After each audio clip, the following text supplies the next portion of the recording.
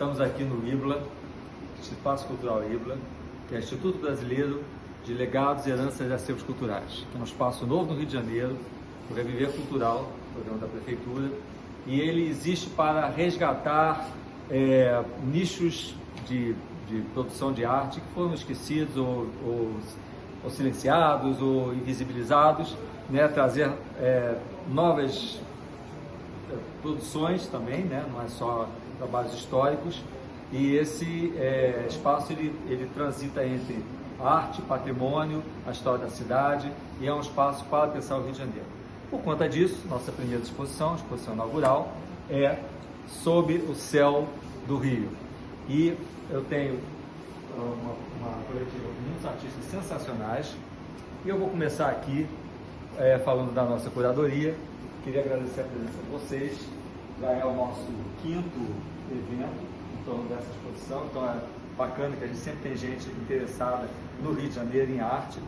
E eu começo a exposição com esse convite do Arnaldo Antunes, com essa obra, que é uma obra caligráfica, digamos assim, que é uma digressão da palavra pensar.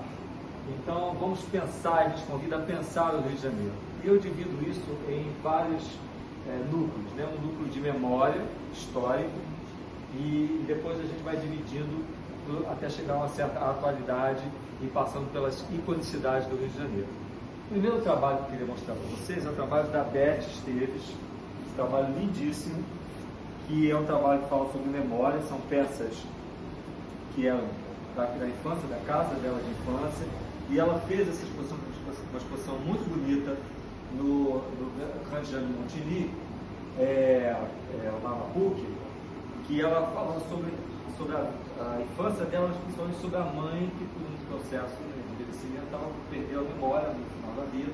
Então ela tentando resgatar todas essas questões emocionais da vida dela, ela fez esses trabalhos. Esse aqui, e são três tipos, aqui são um conjunto de 3 trabalhos. A gente tem o Abismada, o Cismada e o Vidrada. O Abismada é essas peças arqueológicas.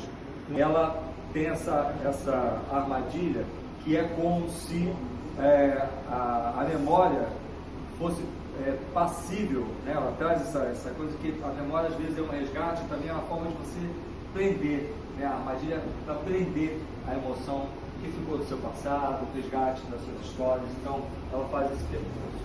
Assim como essa daqui, a Cismada, é uma peça que é como se tivesse pescado da memória dela, né? Então é uma rede, como se fosse uma rede de pesca. E essa aqui, que é a parede da casa dela, que é a vidrada, que é a foto da parede da casa dela, também ancorada por essas peças de cerâmica portuguesas que eram da arquitetura da casa. Então isso daqui é uma espécie de falar da cidade a partir de um núcleo pessoal, memorialístico da própria artista, o que faz com que essas imagens sejam transportadas para um nível pessoal, íntimo e privado. Ao mesmo tempo, eu tenho um trabalho aqui que também fala de memória. Esse, no caso, é um trabalho meu, que eu também participo da mostra, não só como curador, e é um trabalho que é coluna negra, parede, mas a série que é importante, é Toda a História é Remorso, que é uma frase que eu tirei do Drummond, né? Porque essas imagens foram feitas aqui na antiga Casa do Brasil, hoje Casa Brasil, e que era um entreposto de recebia escravizados, né? A primeira função daquele prédio. Então, eu quis transcrever, trazer a memória, né, em vários lugares. É uma série bem maior, onde que eu tenho esse sangue que brota ali daquelas construções, né, daqueles aspectos da construção, e que fala disso, que a história ela é feita, muitas vezes, a partir dos prédios, muitas histórias, e algumas delas nos trazem uma dor que está lá escondida. Conversando com essa questão, digamos assim, escravagista, né, de nossa história, temos o trabalho aqui do Herbert Sobral, que é um trabalho muito interessante, porque ele pega essa azulejaria portuguesa e também brasileira, só que ele faz uma brincadeira com os Playmobil, que é um objeto de pesquisa dele há muito tempo, e nesse caso os bonequinhos quase sempre brancos. Sendo ele um artista negro, isso tem uma potência, tem uma otimização, porque ele está falando exatamente da exclusão do protagonismo dos negros em grande parte da história. Então ele faz um trabalho muito lúdico, né, porque tem essa coisa de brincadeira e tal, ao mesmo tempo ele faz uma construção histórica, né, a partir do azulejo, e coloca essa questão identitária dele, que eu acho muito importante. A cidade, a memória dela, também é distribuída a partir de efemérides geográficas, né, de mudanças geográficas. Então, o Guga Ferraz traz a antiga linha do mar, no caso aqui na praia de Santa Luzia, onde temos a igreja, que essa igreja era de frente para o mar. Então aqui existia uma praia e ele, com essas toneladas de sal, ele refaz a linha, que além de ser uma instalação geográfica, é uma instalação poética, né, porque colocar o sal, retornar o sal do mar para o local original. Então faz dessa lembrança geográfica, histórica, um trabalho com muito sentido, né, de construção da cidade.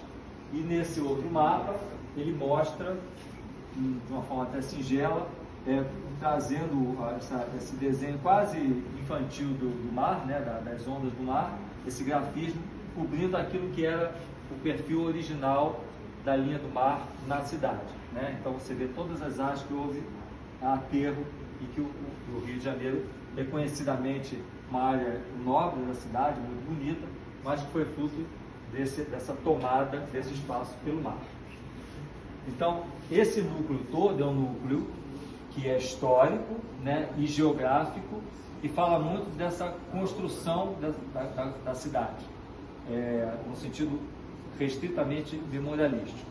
Já começa a entrar por algo mais contemporâneo, com esse trabalho, que é um trabalho icônico do Marcos Chaves, que é Eu Só Vendo à Vista, que ele faz uma brincadeira semântica, né, com a questão de ver, vender, aquisição, ter, a questão de que as pessoas do Rio de Janeiro, que é uma cidade, além de bastante cara, né, para determinado nicho que pode usufruir dela na sua plenitude, né, e a vista é um componente monetário da cidade, né? E eu faço essa conclusão. Alô, que bom, muita gente chegando. E eu faço essa conclusão porque quando a gente vê os aglomerados periféricos das favelas e tudo mais, você vê que tem a maior parte das favelas, principalmente na zona sul do Rio de Janeiro, tem vistas maravilhosas, né? Isso também é uma demanda de direito de acesso a essa beleza. Então o Rio de Janeiro ele não pode estar só nas varandas da Vieira Soto, da Avenida Atlântica ou da Lagoa, né, para quem pode pagar milhões e milhões por um apartamento. Então essa espécie de democracia que foi buscada e lutada e invadida historicamente por pessoas absolutamente não periféricas, mas que estavam alijadas do contexto econômico formal da cidade, elas principalmente, em determinado momento elas subiram as impostos por necessidade, mas ao mesmo tempo elas descobriram lá que elas têm à frente delas um paraíso, que elas têm direito a esse paraíso. Então acho esse trabalho muito pontual. Na verdade esse vídeo praticamente a primeira vez está sendo exposto, porque tem a foto, né, que é a foto aí muito conhecida e disputada pelos colecionadores, mas havia também um vídeo, e eu e o Marcos, a gente resolveu colocar o vídeo, que é bastante interessante. E eu começo a falar desse Rio contemporâneo. E aí a gente vem com essa foto do André Arruda, que é uma foto bressoniana, né, muito interessante, muito bonita, que não está naquele vocabulário tropical, colorido do Rio de Janeiro. É uma foto que fala muito da urbanidade do Rio, né, desse nascimento de Copacabana, que é uma construção, quer dizer, o nascimento de Copacabana marcou um novo parâmetro de urbanidade no Rio de Janeiro, muito mais cheio, né, com muito mais gente morando, e isso é uma novidade para a época, né, a partir da década de 40 e 50, e os anos dourados, Copacabana se consolidou, e ela trouxe essa densidade que hoje o Rio de Janeiro tem, foi inaugurada a partir desse bairro. Eu acho que essa foto mostra muito isso. Ao mesmo tempo, essa densidade transformou a cidade em uma cidade interiorana e praticamente um balneário onde todo mundo se conhecia, para uma cidade que há silêncios e há invisibilidades. Esse trabalho do Gershman, que é da década de 70 e da época da ditadura, chamado Nova Acrópole, ele é um edifício em Copacabana, meio Art Deco, e ele fala dessa questão dos silêncios que aquele momento abarcava, né? Porque você tinha praticamente como se fotografasse um aparelho de algumas pessoas que lutavam contra a ditadura, né? Uma coisa muito silenciosa. Então, que a cidade, com essa densidade, ela permite também, como toda grande cidade, a diluição das personalidades, das identidades, né? Você consegue passar invisível, de determinada forma, dentro da urbe. E esse trabalho é muito pontual porque ele mistura esse aspecto político.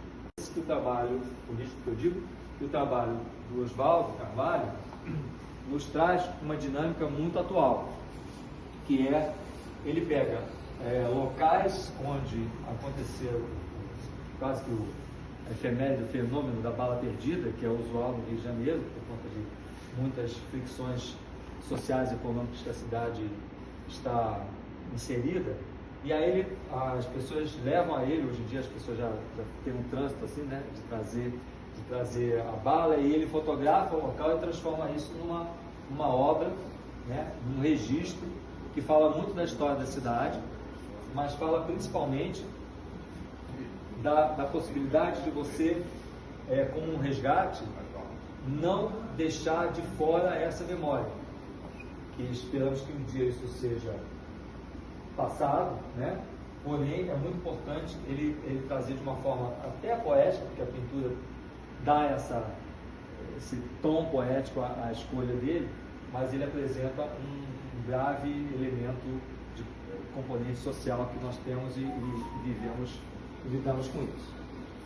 Só que esse Rio, ele também é um Rio de Janeiro de um esplendor de arquitetura, de um esplendor de construções históricas, que o Rio de Janeiro, no começo do século, era considerado a Paris dos trópicos, né? A gente rivalizava com Buenos Aires como uma cidade bastante europeia, né? E aí nós temos aqui o trabalho do Danilo, maravilhoso, essa pintura, que tem essa luz cinematográfica fantástica e que mostra, são dois trabalhos, mostram duas áreas muito icônicas da cidade. Você tem aqui a Cinelândia, o Palácio Pedro Ernesto, e com o edifício Amarelinho, o famoso bairro Amarelinho, que é um patrimônio do Rio de Janeiro, e ali nós temos a Praça 15, né, que ele não deixa de trazer, mesmo ele trazendo os aspectos históricos, como o chafariz de Mestre Valentim, o Paço Imperial, aqui o Senado, mas ele também, porque ele faz um descritivo muito próximo da Rede quase hiperrealista. Você tem aqui a torre da Cândido Mendes e outros prédios, mas ele também dá um cotidiano com essa construção, porque esse aqui foi logo depois, né, Dani? Logo depois que entrou o VLT. Então ele traz aqui um primeiro, assim, como grande, rivalizando com tudo, um bueiro, né, e uma coisa de alguém ali fazendo um trabalho, né? Então ele traz uma espécie de vida cotidiana, um panorama que é histórico. E esse Rio idílico, a nível de arquitetura, eu quis trazer essa pontuação exatamente para fazer o percurso desse Rio de Janeiro que eu queria mostrar na sua totalidade.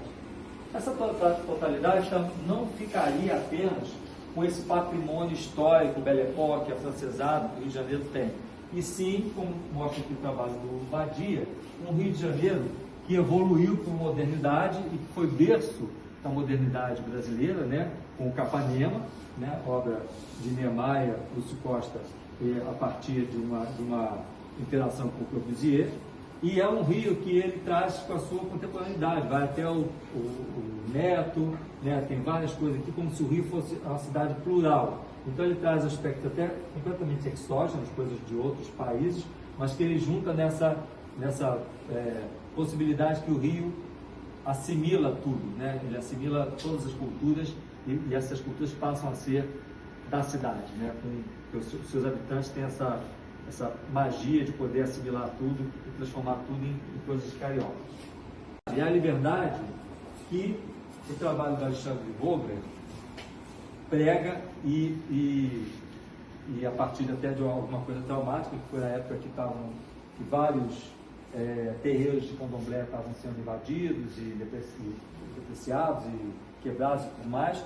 Então o trabalho dele nasce dizendo assim, simplesmente fé de cada um, a liberdade de cada um. Então a pessoa tem a fé no que quiser.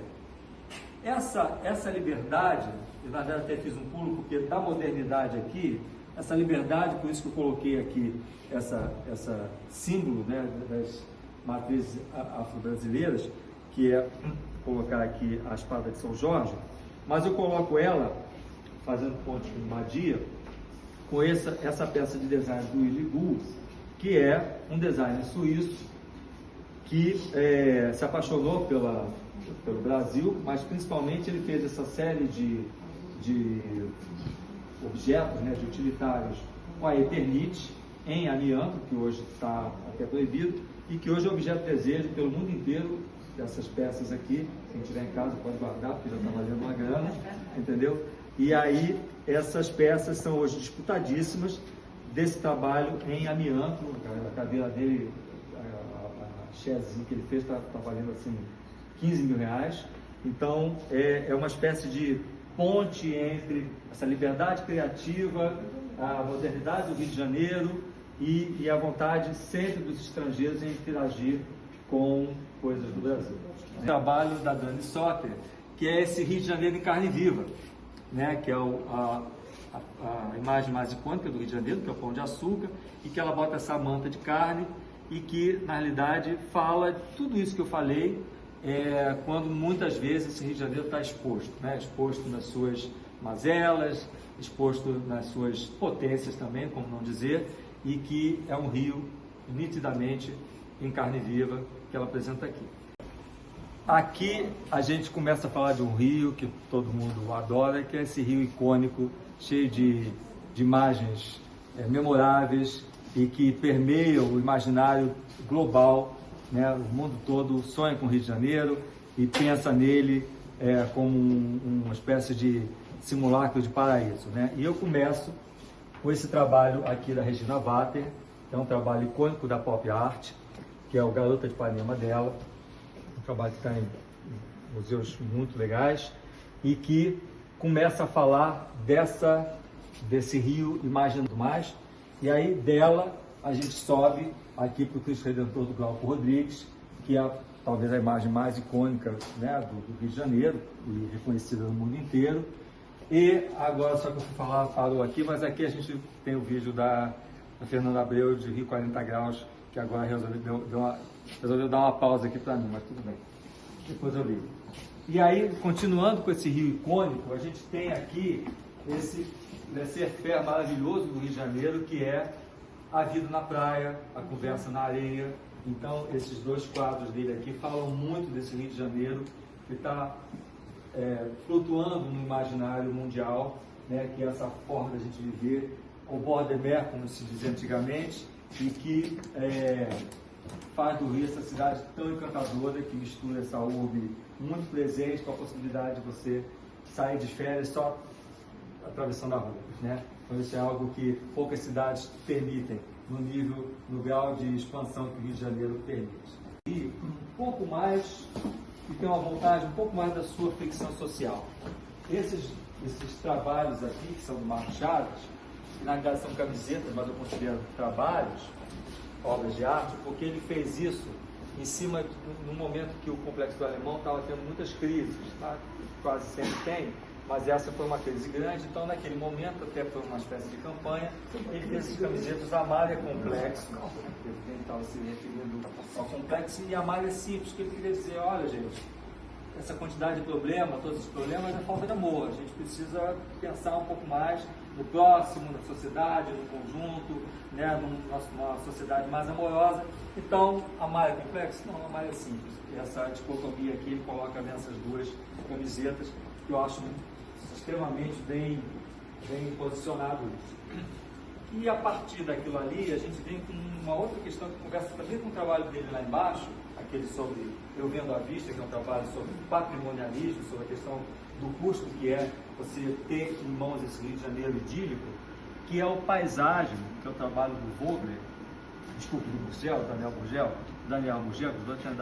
Daniel Murgel, e que esse paisagem, que esse quadro, como se fosse um quadro de família, só que é um cimento rachado, né? E muita gente que não mora nesse rio idílico, que mora, né, na comunidade, na favela, seja qual for o termo, e que na realidade abre a sua janela e tem uma parede a 15 centímetros, mal entra o ar. Essa é uma realidade que ele retratou fazendo uma ponte com toda essa questão patrimonialista, das heranças, do quadro na parede, bonitinho. Então eu acho esse trabalho uma potência absurda e queria muito que ele estivesse aqui conversando tanto com o Marcos Chaves, né, quanto aqui com o Antônio Dias, com esse trabalho chamado Coab, que é um trabalho inclusive pontual na carreira do Antônio Dias, e que é super delicado, super singelo, tem muito a ver com toda uma possibilidade poética, que eu digo que é quase uma caixa de joias, né? E com essa casinha de 2 cômodos, ele diz que, para mim, assim, eu não estou falando nem como curador, falando assim como um apreciador desse trabalho, é uma poética de que, será que essa coisa toda da vista da Vieira Soto é sinônimo de felicidade? Talvez felicidade esteja só em 2 cômodos pequenininhos de cerâmica seja suficiente. Então eu acho que ele traz essa possibilidade. A potência da singeleza, ela nasce também, ela dá razão a esse trabalho onde a Débora Engel tira praticamente de um nada, né, de uma obra de construção, uma janela que é o lugar do artista de poder ver beleza onde existe quase banalidade, e ele desce aqui com essa construção que é muito típica dela, que ela faz essa coisa em perspectiva, uma casa, uma obra singela, ela faz esse trabalho construtivo que é muito interessante e que traz a potência da estética daquilo que é considerado periférico. Então eu acho que isso é muito importante, a gente fazer essa triangulação, né, com todos esses trabalhos. Essa potência, ela se transforma, historicamente inclusive, naquilo que hoje é a identidade principal do Rio de Janeiro, né?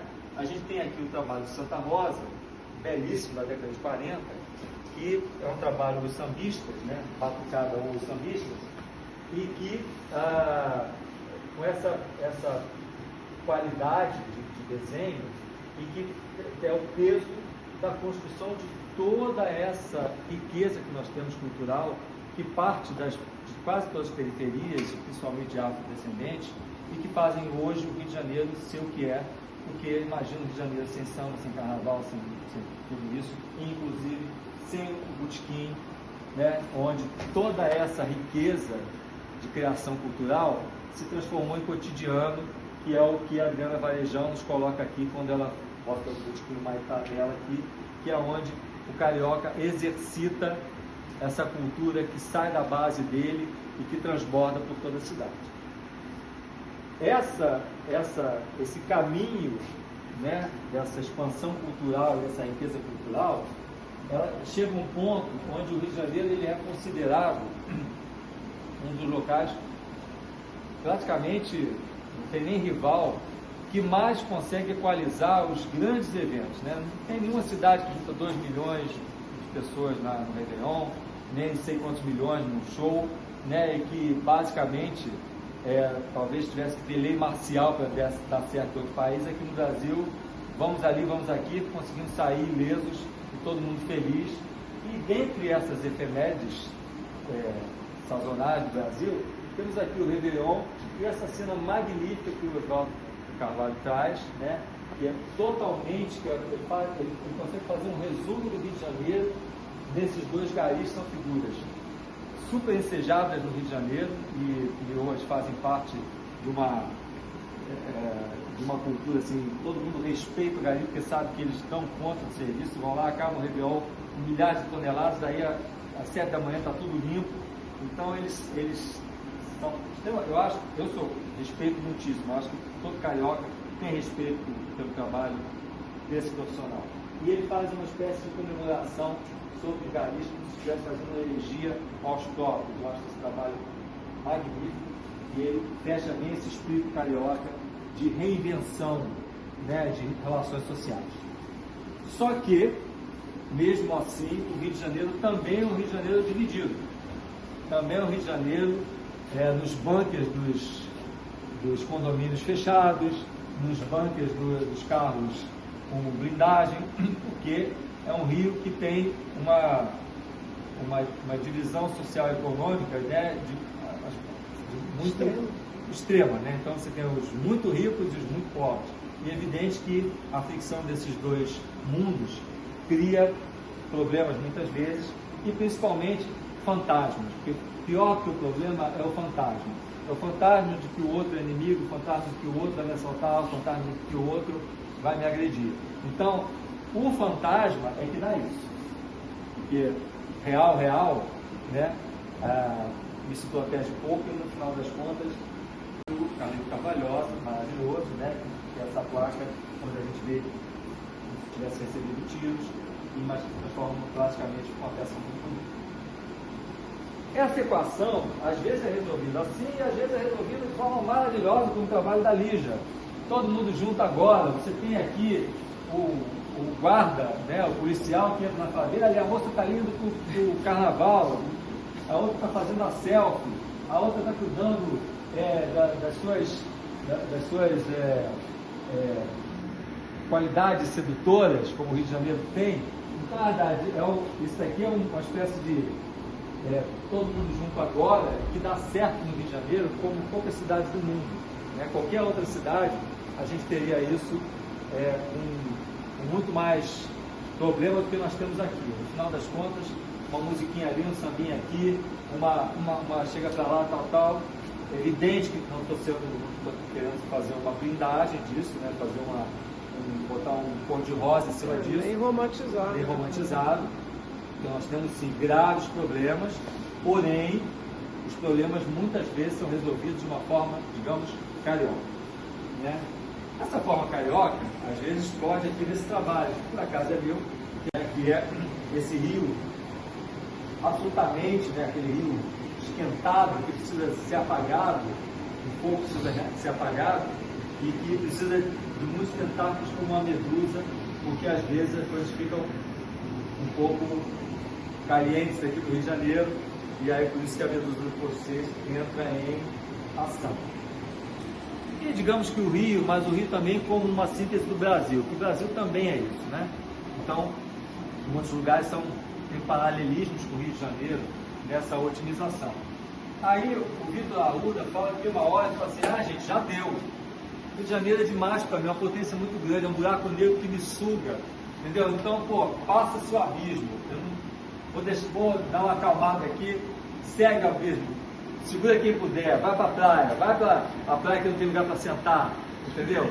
Vai para o meio da Lady Gaga, que você não vai ficar parado, vai conseguir andar. Então eu acho que você sai um pouco fora e você passa o abismo para quem quiser levar. É uma espécie como é quando a pessoa libera, não, tem muita coisa em casa que ela se desfaz de coisas, como é que é o nome? Quando a pessoa se desapega, isso. Desapega. Então, assim, eu acho que de vez em quando alguém desapega do Rio de Janeiro, que foi demais. Eu fiz aqui, não tem nem nome, porque eu fiz uma instalação também para conversar com tudo isso, porque eu queria utilizar isso aqui, porque eu achei interessante esse equipamento aqui da casa do bombeiro. Aí eu trouxe essas caixinhas com paisagem do Rio de Janeiro e uma cena totalmente idílica da Royal Dutch Airlines, da década de 30, que o Rio de Janeiro era considerado esse paraíso, né? Vocês sabem que o Cole Porter fez aquela música de Lovely, quando ele subiu no Pão de Açúcar e viu a Baía de Guanabara, as luzes, ele teve que inventar uma palavra, porque não tinha palavra pelos êxtase que ele tinha à frente dele.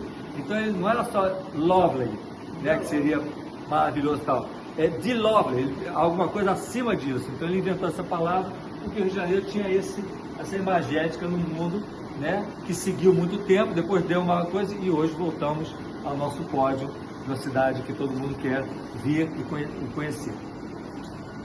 Essa loucura, não poderia ter outra pessoa para subir com esse discurso do que o Wilson Piranco, essa figura maravilhosa do Chacrinha, que disse que não veio para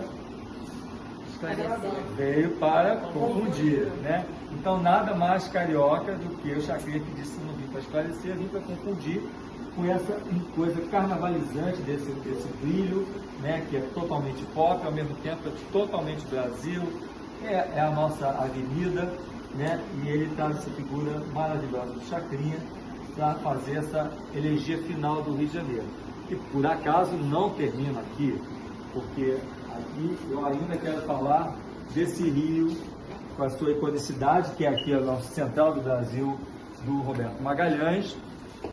É um prédio histórico e talvez, hoje eu tive um insight que a Central do Brasil, não só pelo filme, mas por suas próprias vivências, é a nossa Estátua da Liberdade. E por ali, eu que morava fora do Rio, né, quando eu era criança, estudei, pegava 6 horas da manhã, pegava o trem da Central para vir para a faculdade. Quer dizer, para vir para curso, a faculdade foi depois. Mas eu vinha para o Senac, aqui em Copacabana, e pegava, para chegar às 8 horas, eu pegava o trem muito cedo. Então, a Central do Brasil, que eu morava em Milópolis, a Central do Brasil é basicamente uma espécie de Estátua da Liberdade, de receber os cariocas que saem e chegam para essa cidade ideal, né? Então, e tem esse trabalho maravilhoso dele aqui, que é uma loucura, eu adoro esse trabalho, e que é muito pontual da fatura do Roberto Magalhães. Essa loucura está aqui, ó, Carlos Girioca, né? E ali no outro trabalho, ambos do Pedro Varela, Réu de Janeiro, que ele faz uma brincadeira semântica com os nomes do Rio de Janeiro, falando dessa loucura. Loucura que Dona Ivani, que está aqui ao meu lado, simplesmente fala assim, não gente, mas o Rio de Janeiro é essa poesia toda, essa coisa com som de bossa nova no fundo, a gente vê a princesinha do mar aqui. Então assim, claro, Dona Ivani, temos aqui o Rio de Janeiro de sempre, aquele Rio de Janeiro de uma tarde andando ao sol, com o vento batendo, que nada acontece, você toma água de coco, nada mais paradisíaco do que essa cidade. E que ela traz ela aqui nessa instalação maravilhosa, nesse trabalho dela. Esse movimento amoroso está ali nas meninas do Vem Pra Luta Amada. Pelo Rio que a gente tem que brigar por tantas coisas, quem sabe Vem Pra Luta Amada e não armada é sempre a melhor solução. Então elas propõem isso, né, nesse folha panfleto dela, nessa bandeira panfleto, que eu acho que é muito interessante e que vem combinar o Gershman nesse trabalho da época da ditadura, que finaliza com grande honra a nossa exposição, porque eu considero esse trabalho foi feito na época da ditadura, e ela assim, o nome dele é Use para ser amada por todos, querida por todos. E era uma coisa meio assim, de passar desapercebido no meio da ditadura, né? Indo para a praia, ali na sua vida cotidiana, sem criar grandes enfrentamentos, para ser ser querida por todos os sonhos, para sair do meio da confusão, que era a repressão naquele momento. Só que eu levo isso a um outro patamar hoje. Eu acho que o carioca é esse povo que abre os braços sempre, né, para poder receber todo mundo, porque ele também é um pouquinho carente, ele quer ser amado, o carioca quer ser amado. Então ele dá muito amor, porque é só ver um vendedor no ambulante querendo vender um negócio com um gringo falando em russo, e o cara não fala inglês. Ele vai arrumar um jeito, entendeu, de conseguir falar com o cara, ficar amigo do cara, dar um tapinha nas costas, fazer o cara comprar 2 picolés ao invés de um só. Essa é a alma do carioca, que na realidade é um povo que, além de tudo, quer ser amado. Eu queria agradecer a presença de vocês. Muito obrigado. Adorei.